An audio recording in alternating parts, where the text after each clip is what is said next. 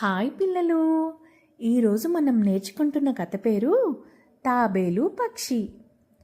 గోదావరి నది ఒడ్డున ఉన్న చెట్టు నీడలో తాబేలు విశ్రాంతి తీసుకోవడానికి వచ్చింది. ఆ చెట్టు కొమ్మన గూడులో ఉన్న పక్షిని చూసి ఇలా అంది, మీ ఇల్లు ఎంత చెత్తగా ఉంది, విరిగిన కొమ్మలతో కట్టుకున్నారు. వర్షానికి గాలికి ఉంటుందో లేదో తెలీదు. ఇక మీకేమి రక్షణ ఇస్తుంది? అంతకంటే దారుణమైనది ఏమిటంటే దానిని మీరే కష్టపడి నిర్మించుకోవాలి. అదే నాపై ఉన్న గూడును చూడు, ఎంత బలంగా ఉందో. ఏ ఇతర గూడు ఇంత గట్టిగా ఉండదు అంటూ హేళన చేసింది. నేను కట్టుకున్న గూడులో నాతో పాటు నా కుటుంబం మొత్తం ఉండడానికి చోటు ఉంది. కానీ నీ గూడు నీకు తప్ప ఇంకెవ్వరికీ రక్షణ ఇవ్వలేదు. నువ్వు తిరగబడితే నీ ప్రాణం రక్షించలేదు.